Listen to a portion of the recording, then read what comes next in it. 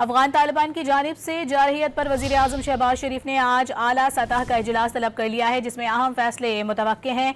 मगरबी सरहद पर अफगान तालिबान की जारहियत के तनाजुर में वज़ीर आज़म शहबाज शरीफ ने मुल्क की सिक्योरिटी के हवाले से अहम इजलास बुला लिया है। आला सतह के इजलास में चारों सूबों के वज़ीराए आला, वज़ीर आज़म आज़ाद कश्मीर और वज़ीर आला गिलगित बल्तिस्तान भी शरीक होंगे। ज़राए के मुताबिक इजलास में मुल्क की मजमूई सिक्योरिटी सूरत हाल और अफगानिस्तान के साथ जारी कशीदगी पर गौर किया जाएगा। वज़ीर आज़म शुरा को अहम हुकूमती फैसलों पर एतमाद मिलेंगे। अफगान तालिबान की जानिब से जारहियत पर वज़ीर आज़म शहबाज शरीफ ने आज आला सतह का इजलास तलब कर लिया है, जिसमें अहम फैसले मुतवक्के हैं।